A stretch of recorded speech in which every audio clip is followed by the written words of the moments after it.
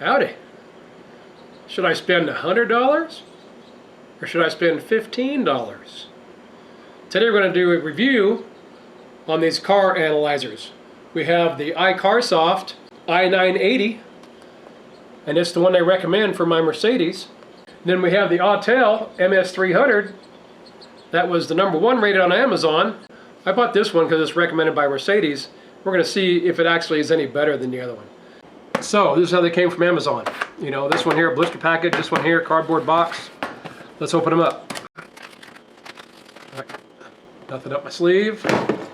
Everything here for the iCarsoft comes in this nice little bag, so that's a big plus. Is that $100 worth of plus? Well, I don't know. And then we got our cord, and looks like a charger, USB charger, and then the system itself, and the manual. Well, we're going to be reading that manual first, so I'll leave it out. And then let's go ahead and just give this the big wham bam, thank you ma'am, cut it open. Gee, why did you get the box? Put the box, you know, 15 bucks. You don't need this? No.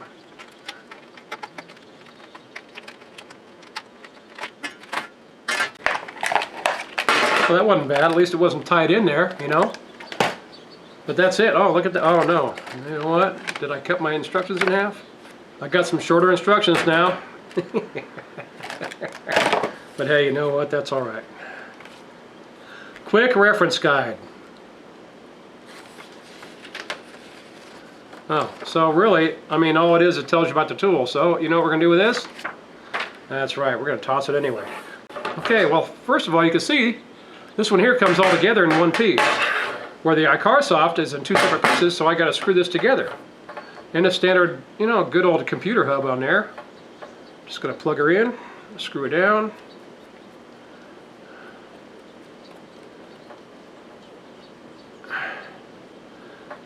And that's good.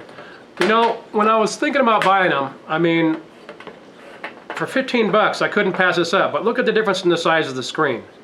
Okay, that's why I bought the bigger one to go. You know, one of the major features was that I wanted to be able to see everything, scroll through everything and do it, you know, not to worry about can I see it on the small screen or not.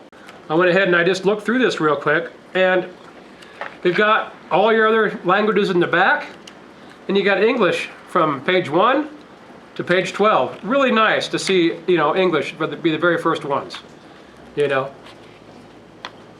And it tells you how to use it. Pretty good descriptions all the way through. Gives you diagrams, what you're looking for. You know, so that's pretty good for the iCarsoft. You know, really, really nice. And like I said, the first 12 pages are in English, and the rest of them you don't have to worry about. It's a different language, just going through the repeat. With the MS300, you just got this one page. But they give you the scan code. I didn't look to see if there's a scan code in this one. No, no scanner code on that one. But you can see with the MS300, you just got this one page. One side, one page, about the tool, how to use it. So, you know, when it comes right down to it, yeah, this is nice. This is nice. Karen and I bought our Oliver travel trailer, which I have a few videos on, in 2017. This is 2011 Mercedes SL550. Karen and I bought the trailer and the truck, and we put this into storage, you know, in my garage, and we were leaving it there, you know, with my niece, Tashelle, and she was taking care of the place, supposedly. We left her 2 big cases of mouse bait and stuff to put out. And, well, unfortunately, she never touched the mouse bait and never put it out, so the mice got into the car and ate a lot of the wiring. And so today what we're going to have is a lot of engine codes coming on. So this is going to be one of those, well, yeah, you know, we're just going to go ahead and show you this iCar thing, and I don't have any, you know, codes on my car. No. I've changed oil and everything. I still got the codes on that for having, you know, I haven't reset the codes on it. So I've got oil changes need to be done. I've got low tires in the front. I'm at 24 pounds on the right side. At least I was there today when I drove it. And I left it that way to see what all was going to come up, you know. And The air conditioner doesn't work. I had it serviced and everything, but it's still in default, you know, turned off mode. It won't come on. A lot of the stuff in here won't work because, you know, I think, you know, probably, you know, definitely got some mice damage. You know, and how is that obvious? Well, you know, it took me a while to get the smell out of the car, I'll put it that way. I mean, what happened was is Shell, you know, we really relied on her, and she said she was going to take care of the place. And to a point she did, and you got to give her credit, you know, for that. She did take care of the place when she wasn't mad at me, you know. But the problem was she didn't put out the mouse bait, and so we ended up having mouse problems. I mean, we went through, when we got home and saw what had happened, there was so many mice in our house that we didn't want to go in. And it took 57 boxes, you know, 57 boxes of mouse bait disappeared overnight. That's how bad it was. So, I mean, you can imagine how the car smelled. It never got anything put in here to keep the mice out. And then, you know, you can look under the hood and stuff and you can't see any damage, but what I see here is they did eat some of the leather, you know, on the dashboard, that kind of thing, chewed some up. They chewed buttons off, you know, for raising and lowering the roll bar, which is behind me. I don't have put up right now. And I had to pull the carpets out because they just reeked of mouse poop, you know, it just reeked. And so this car has been in storage for 5 years, from 2017 until this year when we got it back down here to Arizona. And this is it. You know, this will be the first time it's been put on a machine, so we're going to have all kinds of codes come up. Okay, first of all, we got to figure out how to turn this thing on. And what you have to do is just turn the key.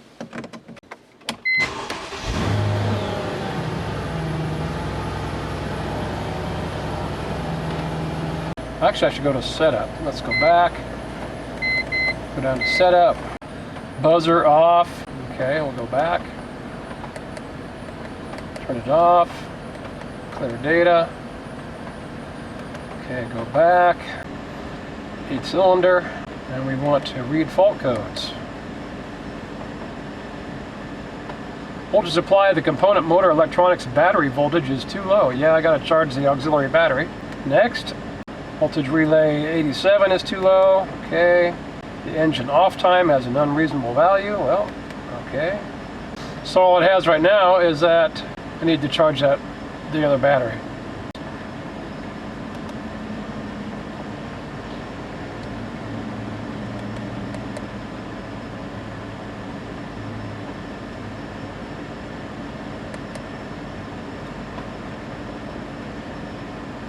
We're going to exit everything. Yes. Manual. 8 cylinders. No fault codes found. Okay, cool. So we got everything taken care of. Air conditioning off. No way to turn it to on. And when I hit on, it doesn't do nothing. So yeah, we have some mouse problems. Interior temperature control, let's see what goes on there. I hit start. Okay, doesn't do nothing. Well, you know what? It runs, but it's not giving me anything special. I did clear all the fault codes. It is telling me that I have low tires, which is fine. Okay, so that's good. Let's go ahead and shut this off. And we're good to go. This thing should turn up on its own. Let's see what else we got. Let's do this. Oh yeah, we gotta. Let's go to service.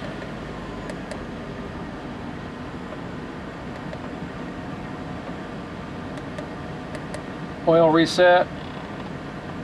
Vans. We're gonna go all the way down here again. Keep hitting the down button all the way down. SL230. Switch ignition to position 2. Press the menu select button or menu exit button until the main mileage display is shown. Press the button up or down until the service menu appears on the left display. Press the reset button R. Position 2. Press menu select button until the main mileage display is shown. Okay, press the up button until the service menu appears. Press the reset button. Has been reset. Okay, cool. Because I just got the oil changed. 10,000 miles to get it changed again. Okay, so we're good to go. So it showed me how to do that. You know, that's good. It told me how to do that right here on the screen. Was that worth $100? Okay, we did the service reset, and we already know the voltage is bad, right? So let's go ahead and see what that says. So I got to charge that rear battery. Battery 12.1. Minimum 12.1. Max 12.2. Okay. So that's it on the iCarsoft. You know, I reset my mileage, you know, for my oil change, and that was it. You know, would I have liked to reset some other things on it? You know, maybe be able to take the roof down, you know, by resetting a switch. Yeah, but this won't do that, so that's okay. So is it worth $100? I don't know. Let's go see if the $15 one is worth $100. Okay, well, first of all, this is it for the cord.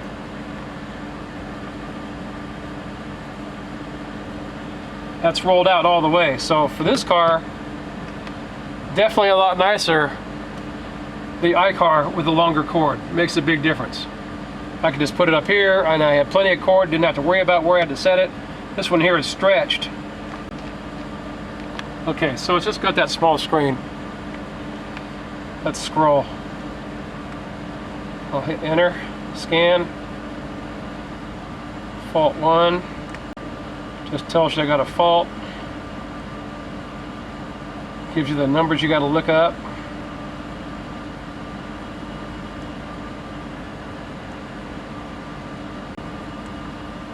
Erase, scan, there we go. Well, that's pretty much it. You know, it doesn't have all the bells and whistles like the iCar one does. I mean, but it works, you know. I mean, what more do you need, right? I was able to erase the codes. So what did I find out? Well, I found out this one's worth 15 bucks. It'll reset your errors, but that's it. You can see what else is going on here. Basically, you know, you can reset the errors on this. I went ahead and told me how to reset the mileage, you know, for the oil change and stuff. It just set it right on here, which just brought it right up. Should I have bought a more expensive one? Well, you know what? No, this is fine. $100, I'm happy. Bigger screen, longer cord on this one. You know, yeah. How much is, I wonder how much longer they are. Let's take a look real quick. Let's take a look and see. So you've got another 18 inches of cord on the iCar. Was this worth 15 bucks? Yeah. But I'm glad that I went ahead and spent the money and bought the other one. So, you know, when it comes right down to it, if you got yourself a Mercedes, you know, go with the one they say. You know, I gotta say, it tells you so much more. You can just put your car right into it. It's already programmed. And for me, that was worth 100 bucks. This one here, everything got told on its own. Hard to see. That's the biggest issue for me. Doesn't give you a big screen where you can make all the choices and see all the different things. You know, what does it point out to? It basically is saying you get what you pay for. And, you know, we all know that, right? So for $15, I can throw that one in the truck, and it'll keep the truck happy. And if I got codes, I can look them up and see what's going on. But this baby, this got a new home right here in this car. Have a good one.